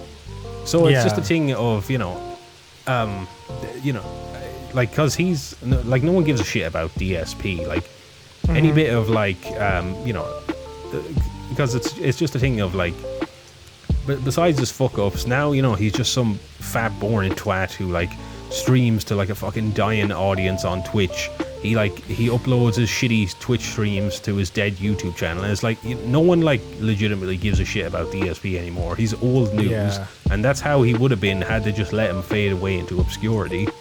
Honestly, I feel bad for him because like I don't know, I see glimmers of like a genuine decent like creator, because like he talks about like sometimes he'll talk about how if you're here to genuinely enjoy the content, then please stay. I want to entertain you guys. Like when you see stuff like that, it's like, oh, he doesn't sound that bad. But then, he'll talk about how it's like, it's just $1. It's like, oh. And like I think part of the problem is like, he was part of that old school crowd of YouTube where if you had 10,000 subscribers, you were making bank on YouTube. So I think he got a lot of money, didn't save it, spent it all on God knows what, and now he's in a situation where that money is long gone. And so I think if like if he just saved his money better, I think we would have seen like a totally different DSP. Maybe not a successful one, but like one that like maybe has a small but dedicated audience, instead of the lolcow audience that he has now. Yeah, maybe. It's a thing as well though, and it's to his own detriment, because the guy cannot for the life of him just admit, oh, I was wrong in a situation, or I fucked up in that. Like he has like a video I think he did, I can't remember, a while back, where he's like addressing all the like controversies or some shit, and it's a thing of like he's saying, and all his like his big like fucking like MasterCard was just I didn't do these things, when there's like video proof. And that there's like like the worst thing I think he's probably ever done is like you threatened like an 11-year-old girl, and he's just like, I was just messing around, guys. Like I wasn't serious. These people are grasping strong. It's like, fuck off, you fat dickhead. Like there's no justification for that. Like you could have literally just handled that situation in so many ways, so many better ways. You could have literally just walked away or just laughed it off, because again, it's an 11-year-old girl. You're like a fucking grown ass man in your 40s. Like, have some perspective. Yeah, and like, comparing him to like Wings of Redemption, I mean, like, he's definitely less toxic than Wings, because Wings can't go for can't do a stream without breaking a controller or two. But yeah, DSP has definitely not handled himself properly.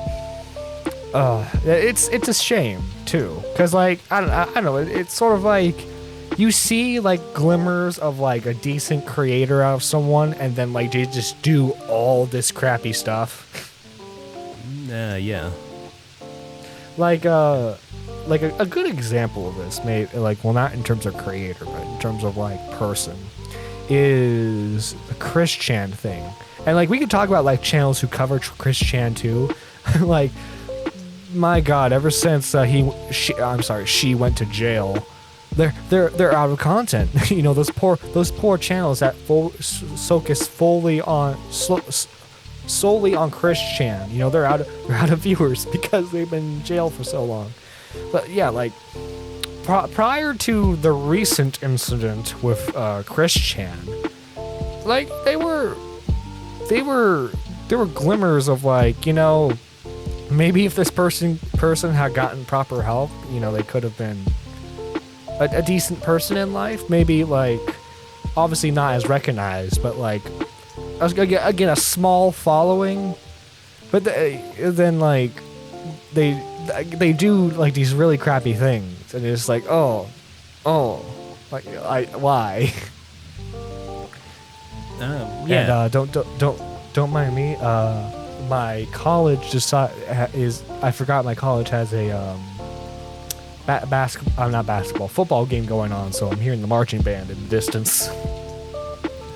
No, it's fine. I got, if you hear like, I don't know, right, like, just random cars driving by and that. As I just recently moved house and that. Mm-hmm. But Dude, Yeah, I know, hate that was fun. during a recording. Like you have the perfect recording, and then suddenly a plane just happens to fly by. Yeah, asshole neighbor turns his fucking lawnmower on because decides, you know what, 3 o'clock at night, you know, it's a great time to cut the fucking grass. Yeah, whatever, you know, all different variations of shit, but yeah, you know, is what it is. What that? Yeah, like, just seeing, like, I don't know what's worse, like the creators that these people make videos on, or the people who make videos on these creators. Because, like, you have the DSP detractors, you have the Wings of Redemption detractors, you have the Chris Chan channels, you have, like, all the Dream channels, and, like, it's really sad, because, like, I hate to be like, oh, you're just trying, you need this person to leech views, because, like, that's what they say about all commentary channels. But it's like, at the same time, it's like, you know, like, I wouldn't mind seeing a video of you talking about your favorite game or movie. Well, I think it's just a thing of, like they're scared of, like, not getting the same amount of views, so they're basically sticking to, like, a surefire kind of formula, and it's a thing of, it's like a never-ending cycle of just wait for X person to do a bad thing, or either that, or if they don't do a bad thing, try to, like, gauge a reaction. Like someone like Gabby Hanna, like, for sure there's, like, hypocritical stuff and there's shitty stuff, but, like, in the grand scheme of things, Gabby Hanna is, like, not anywhere near as fucking bad, or as, like, how, like, T channels have demonized her, because it's a thing of, like, you know, when you have, like, the clear hypocrisy and the double standards, like Jeffree Star, who T channels, you know, if they were any more up his fucking arse, they'd be checking them for colon cancer. But yeah. But it's a thing of, like, you know, so he's good, you know, the amount of shit he's done, but Gabby Hanna is, like, the fucking, you know, Satan incarnate or whatever, you know. Yeah, it's a thing of, like, didn't, like, Jeffrey supposedly, like, rape a dude and then, like, tasered him to get out of his apartment? Yeah, I heard that story, innit? It's like, yeah. oh. Yeah. Oh. Well, I think it comes down to, like, reaction. It's, you know, even though, because, like, Jeffree Star to me is, like, far fucking worse than Gabby Hanna, but it's just a thing of, like, Jeffree Star, you know, doesn't, like, you know, I guess you could say, like, spurg out, or, like, he can maintain his composure better. Like, Gabby Hanna, like, doesn't, like, she gives them too much, like, ammo, essentially. Like, she'll, whether it's, like, fucking, you know, like, her screaming, yeah, I am the fucking victim, or, you know, like, or, like, taking a picture of, like, her on Twitter with, like, fucking jizz on her window, her mirror, you know what I mean? Like, she does so much, like, stupid hyperbolic bullshit that it's just feeding into it. Basically, it's giving them ammo, it's giving them content. Like, if she was just better composed and she just handled herself better and that, you know, she would be taking away their power, essentially. Yeah, like, I don't know about you, dude, but, like, when it, like when a video, like, breaks, like, 10 views, like, I celebrate. So, like these channels who, like Petty Page is a good example of, like, channels that need to cover, like, Gabby Hanna and stuff. Like, their channel is bigger than Nick's. They have, like, what, like 160,000 subs, but yeah, like, they get average, like, 10K views. You know, which, you know, it's, like, respectable. It's like, well, it's at least, like, a small portion of your audience. But then as soon as they make a Gabby Hanna video, 300,000 views. Yeah, and that's the thing. Like, they basically, like, latched on to, you know, whatever topical thing brings them the most views and that. And it's a thing of, like, you're basically putting yourself into a corner. It's where, because you're so, like, reliant on views, and you're so reliant on, like, setting up, like, a set format, to the point that you can never, like, escape this. So you're basically just trapping yourself in content. And, you know, there's going to be an example of this, you know, October, like, I got, like, 31 videos planned, have, like, a video every day and that for the month. And it's a thing of, like, there's going to be a lot of different stuff, like, you know, I've made like playlists, new playlists and everything, and a lot of stuff to reorganize it. Of essentially like you know, kind of really short like meme style videos, you know, just a couple of seconds long, and short little general discussion videos, the more longer like response videos. And it's a thing of like, you know, if one of them like does badly, then fine, it does badly. If one of them does good, then, you know, fine, good. But it's a thing of like it's more fun when you can just have a thing of you don't have to box yourself in, and you don't have to be self-reliant on, oh god, if this video doesn't hit fucking 10k, then, you know, my career is over. I can't, like, you know, I'm gonna be fucking devastated. You know, all this melodramatic bullshit. And it's a thing of like for example, I don't know how, I guess, you know, the fucking algorithm gods were smiling on me this day of like my most viewed video actually started off as my worst performing one. Like it's Has Been Hotel and the Saintina Connection, that video, where like the first 2 days it did absolutely shite. Like it got I think it got like fucking 8 views. I didn't even break like double digits until like day 3 or something. And weirdly enough, like slowly through months and months, it just randomly keeps building and building. I noticed until like 1 week it fucking explodes for some reason. It goes from like 3k to like 9k, and I think right now it's like sitting at like 9.3 or something like that. And it's just weird. I planned on making a video about this, like just talking about how fucking bizarre this is, because this was like my worst performing video, and now it's like the most viewed on my entire channel. And you know, I don't know, like I never claimed like to be, you know, because I don't really give a shit about like, oh, you need to do this for the algorithm, and you need to upload on this day and have this thing, and you know what I mean. Like I don't care about like, you know, the boring technical aspect bullshit of all that. You know, I just make videos to have fun, and you know, if one gets big, then fine, and you know, if it does whatever, it'll do whatever. But it's a thing of, you know, I just find it really, you know, interesting that, like, especially again, I have no idea why it just kind of blew up randomly. Like it slowly built and built throughout months until like it exploded. Like, and you know, I've had random videos like either they do really good and then they drop off, or maybe they do kind of bad and then they build up slowly and different things like that. Or the majority of my videos for some reason do like good, like bad, kind of bad to mediocre on the first day, but then do really good on the second day. Like my most recent one, the Digital Foundry one, did like okay numbers on the first day, but then really good on the second, and then kind of built and built. So you know what I mean? Like there's so much stuff with the algorithm. It's just, you know, I'm just happy to, you know, make the content I want to make, and you know, just let the video kind of just progress and grow as it grows. Yeah, like, you know, I'll be perfectly honest. My most viewed video is around 330 views. But you know, I don't mind. And you know, it's because I'll be the first to admit, I don't really make like standard quality content. It's not like I don't want to. I'm trying to improve with each video I do. But like, if we were to compare me to like an average YouTuber, there's definitely some quality missing there. And so like, I'm not gonna be crying on Twitter being like, why isn't this video blowing up? You know, because like I've seen like a lot of creators do that, and it's just like I don't know, dude. Like, just maybe it's just not one of those days. You know, like Jalen, like, apparently if she changes the format of her channel slightly, it all falls apart, despite the fact that she's well over 200k. Yeah, I know. Like, half her, like, fucking Twitter is either, like, her giving a shit take or her fucking belly aching about views and that.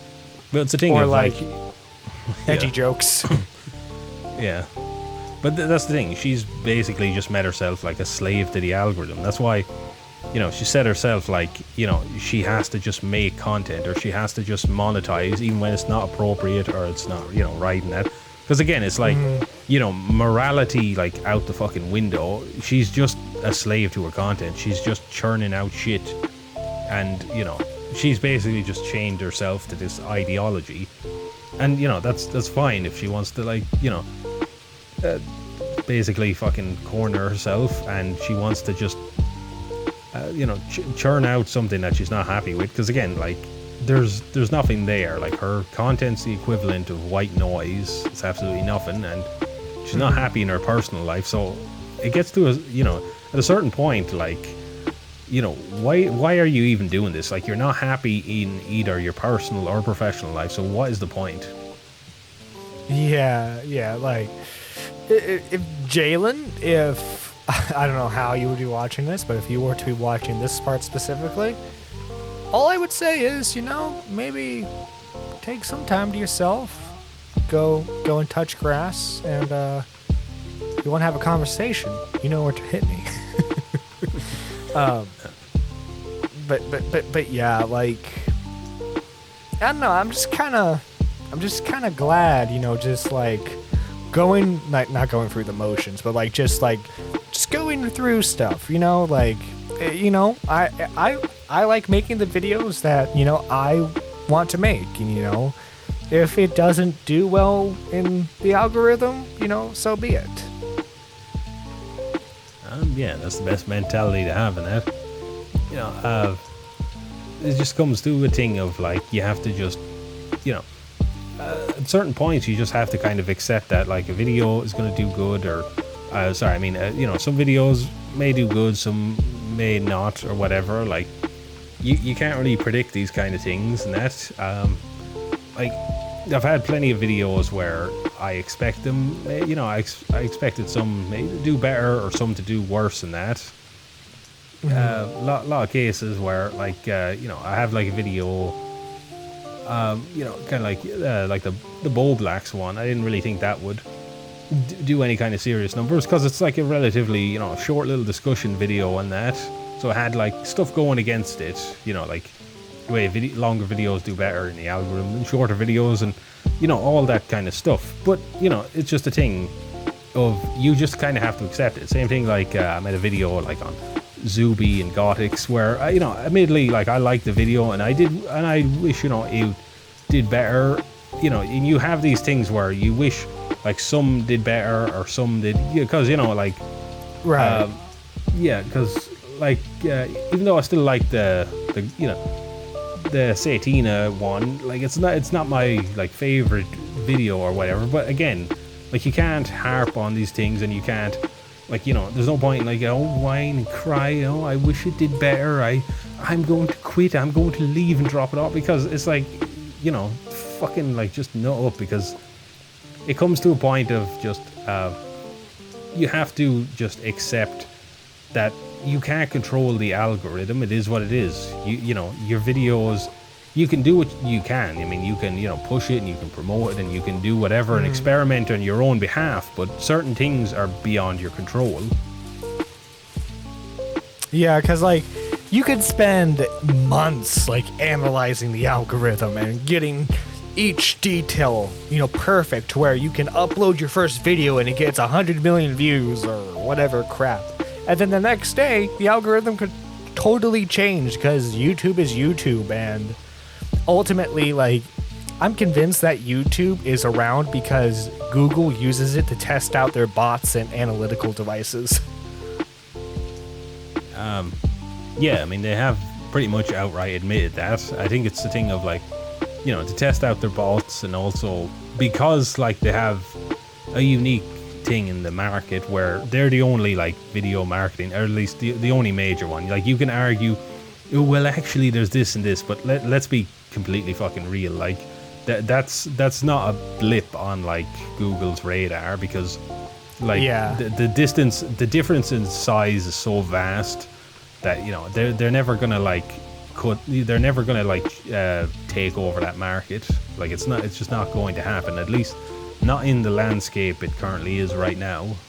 Right, like, name me the top 5 exclusive Daily Motion creators. You can't. I actually saw a funny thing. I think it was on Optimus's Twitter, where he was, like, showing the trending videos of Storyfire, and it's like 5 views, 10 views, 25 views, and it's like, fucking hell, this is the trending list. God damn, like, Yeah, like that website needs to be put out of its misery. Needs to visit that farm upstate. yeah. The icing on top is that the site was sold for, was it $15,000 when the money invested in the site was like $2 million. If you ask me, 15,000 still too much. Yeah. Like, fucking hell, I wouldn't have spent 15,000 on some shitty dead website and that. Yeah. And again, like, it was a thing I think it was like destined to fail because, for one thing, like, you had to like, be personally selected to upload videos. Like, that was a stupid fucking concept from the beginning. And like, it had to be, what was it? Keemstar was one of the deciding factors. So like, obviously, like me and you, like we aren't on his radar. But like, imagine if you're someone with a beef with Keemstar, he probably wouldn't favor you. So like, you probably got booted from the site. Yeah, that's the problem. Like, it was just favoritism. That's why, like, when you used to like go to the website, it was constantly like, McJugger Nuggets is fucking, his friends and that. Like, it was a fucking, boys club essentially. It was basically like he couldn't like put aside his own ego and his own like fucking self-centeredness. Like, he couldn't just step aside and let the site be its own thing. It was basically just. And I know this because I've seen like how he's talked in like videos of, YouTube screwed me over and money and yada yada. But that's the thing, like, he's focused too much on basically just kind of one-upping YouTube by saying, look, I'm the top dog of this website, and instead of just letting it grow and have an organic growth of being its own thing and being a proper rival to YouTube and that, he couldn't put aside his ego. Yeah, well, part of the problem is having storage and allowing your website to upload HD video is very expensive. Even more expensive when you involve 4K and 8K. But yeah, the whole, select viewers, like, what if, like, it's the same problem that Mixer had when Microsoft acquired it. If it instead had let the environment grow, like, obviously, like, McJuggernuggets and his friends would still be on the site, because, McJuggernugget and his friends. But, like, instead of, like, trying to push, like, hey, this creator who's on YouTube is also on Storyfire now, but they're uploading the same amount of video, like, Mudahar uploading to Storyfire was the same as him uploading to YouTube, so why not just go to YouTube because it's more convenient for me. So the point I'm saying is, if they had, like you said, like, more organic growth, it would have been interesting to see, like, a creator who grew because of Storyfire. That would have been interesting to see, but, we never got to see that because the site was basically shot before it could even run. Yeah, well, it comes down to more like a kind of a gimmick thing of, like, anytime, like, a new site launches, they say, like, oh my god, we have, like, this such and such creator, like, Mixer did it with, like, Ninja, and D-Live did it with PewDiePie, and it's basically just a stunt. Yeah, sure, like, absolutely. It'll bring people in the short term, but you still have to think about the long term when, right. It's basically a thing of, because you can't just be, oh my god, we've thrown money at a huge creator, because it's the same, like, strategy that, like, Epic Games does with the Epic Store. Like, that's why, people don't like the Epic Store, because, it's a shit service. It lacks basic features, but it's a thing of, let's just throw money at a game developer to lock down an exclusive, because it's not enough. Like, it isn't just enough to just have, like, a big named person or an internet figure or celebrity or whatever. You also have to factor in stuff like, why should I visit this site as opposed to YouTube, where right. all my friends are there and it's more convenient? Like, what's the distinction? Because if it's just if it's just a worser version of YouTube, or it has less stuff, then what's the point? Why should I bother? Yeah, like, Like, I think the allure originally for Storyfire was it's Twitter and YouTube all in one. It's like, well, I mean, that's more gimmicky than anything else. Like, I don't know, man. I don't see any, I don't see anybody I knew, like, writing on Storyfire who weren't writing on Twitter. Like, yeah, and like, I think to bring this around a bit, we saw this with like WCW. You know, they got Hulk Hogan, they got all like the classic big name wrestlers from WWF. But like in terms of longevity, they couldn't sustain it because they weren't attracting the people that they thought they would be. You know, getting these big names. Yeah, because you know it's a thing of like, you know, you can get like the biggest name on the planet or whatever, but unless you have something tangible like a plan or whatever, it's just not going to go anywhere, you know, because like as you said with WCW and, you know, lots of other things are doing it, like AEW are doing it right now, and hopefully they have a plan for it, because again, like they can get like Sting and they can get like fucking, you know, Daniel Bryan and CM Punk and all of them, but unless like there's something tangible there, like just throwing money, you know, constantly at a big name star isn't enough. You need like a more long-term, you know, plan as such. Yeah, or like a movie who rely solely on like our, you know, so and so who was in this really good movie is in our movie, so it's automatically good, right, guys? You know. Yeah, like you can't just rely purely on star power and that, you know. You have to also just have like an actual plan in that, because again, this is all just short-term stuff. Get like, you know, get a big person to make an appearance, or get them for a select amount of weeks or months or however long or whatever. But there has to be something more tangible, because it isn't just like bringing over big stars. You have to also create stars, and this is a big problem. Like you said, you know, WCW was always shit at creating stars. When it came to like the young talent, you know, they just were not good at it. They, you know, and it's the same thing of like Storyfire or any of these alternatives to YouTube. It isn't just enough to bring over a big star. They also have to have kind of like their own homegrown talent, essentially. People who got big from their side, not people who just made it big from somewhere else and jumped ship. Yeah, and like I don't know, because like to a bit of relevance of this, like we're saying this not because we wanted Storyfire to fail or anything like that. If anything, YouTube absolutely needs competition, because like Liam said earlier, it's a monopoly. So like they can do whatever they want in terms of policy and get away with it, because no matter how much we cry about it, we're ultimately going to stay on the site because there's nowhere else to go. Yeah, I mean, you know, it's the thing, like, competition, it brings out the best in every party involved. That's why, you know, WWF, when they were getting their fucking ass kicked by WCW every single week in the ratings, they had to adjust, they had to do something. So that's what they did, you know, the Attitude Era. They, you know, they created stars, they created an alternative, you know, style of wrestling and that. And it basically comes down to, you know, YouTube is so, you know, they can have like the shittest service on the planet, but it won't change unless they have someone to actually, you know, give them a run for their money and that. Because that's the thing, success like breeds complacency. It's competition. Yeah, it's competition, and it's when you're against the wall. That's when you're the most creative. That's when you're at your best. It's when you've met it that, you know, that's when you rest on your loins and you become complacent with your own success.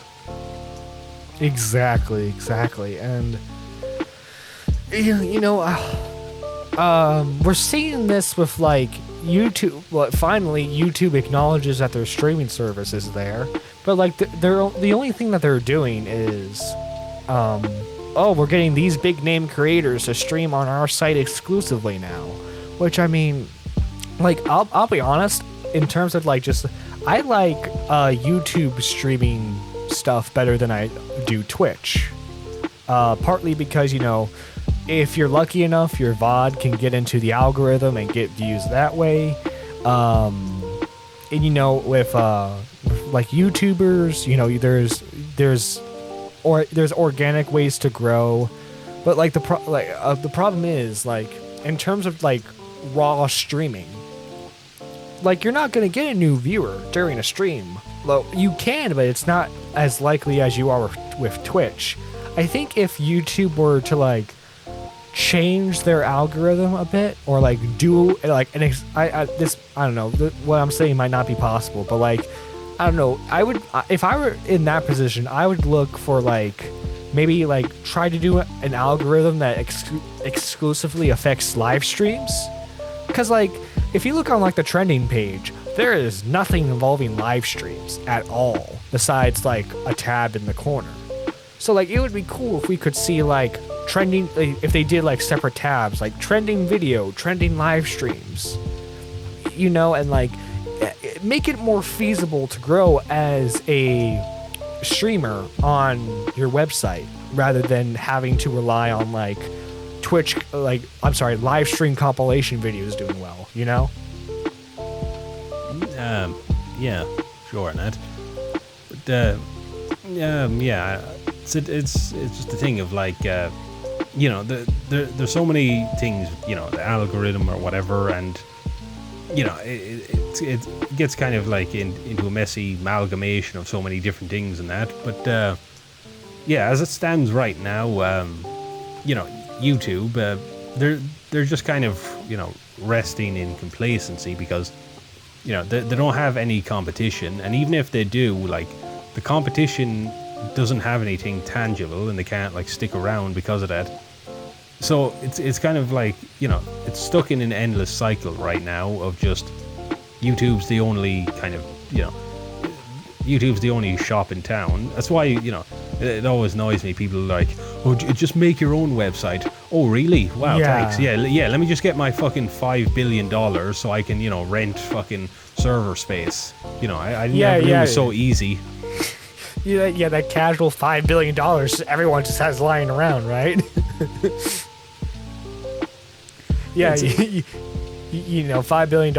Yeah, it's like, that's why I eat ramen every day, because I just don't want to spend the money.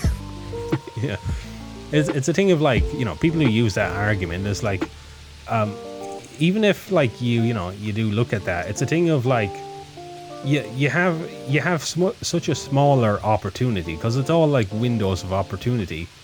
It's like going from like fucking Madison Square Garden to you like performing, in your garage, and that. It's just like, it's such a like wide scope of difference that it's like, it's why most people won't bother. Like, it's why most people won't bother, like, either to jump to a competitor, or like, just make their own website, because like, at least with YouTube you have like a built-in, well, not a built-in audience, but like a built-in amount of users. You don't have to pay for servers, you don't have to do all the like extra money and all the extra shit and the technical aspects and running the site and all that stuff and that. So it's a thing of, it isn't just, you can jump to another one, or you can buy another one. No, there's a lot of fucking planning that goes into this. Yeah, it really is. Like, and YouTube was going to fail, actually. It wasn't until Google stepped in, it's like, hey, we'll buy it. Because like, it was a point where like, yeah, the site was successful, but it was bleeding money because you had to store all that data. And the only way you could do that is if you were a multi-billion-dollar company. Yeah, for sure. So I don't know, in terms of like YouTube, I don't know what way it's gonna go in that, because as I said, like, we can be like real sure of, oh, YouTube's gonna be here forever, but it might not be. Like, Google could eventually just decide that, yeah, they have a marketplace, but and they're the only kind of company in town in terms of like video sharing services, but they could just as easily say, this isn't like making enough money, this isn't like, the time and energy we're putting into this is not like enough of a justification. We can easily, test our bots out in a different way that's, that's less costly or whatever, and they can just kind of pull the plug at any point. Right, yeah. Of course, imagine like 50 years from now, we're old men, and oh, remember when we said that YouTube wouldn't be around? Now they own half the world. Yeah.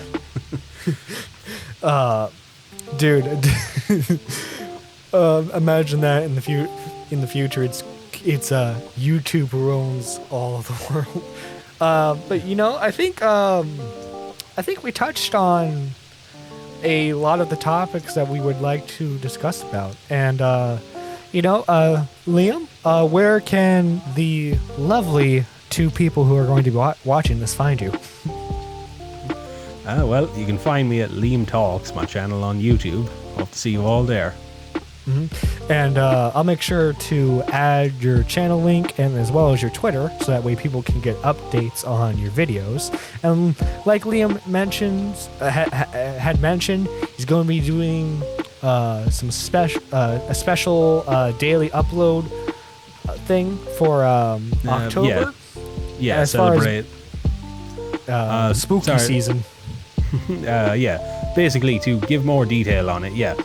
The channel is going to be exactly a year old come October 10th. So basically to celebrate a year of the channel and to kind of celebrate like the revamping of the channel, to show like all the variants, amounts of content and different types, we're going to have a new video every single day. So there's going to be 31 videos in October. Alright, and you know, congratulations on the 1 year survival. Let's call it the 1 year survival on YouTube. Yeah. It's like, congratulations, you get a cookie. Yeah. Channel's not dead yet, or you know. Yeah. It took me, oh god, like my channel is coming up to like 4 years soon. As far as like my plans go, I'm going to be doing some special spooky Halloween reviews, whether that be games or movies, because hey, spooky season is best season. Anyway, guys, this is Nerdy John signing out. Hope you enjoyed.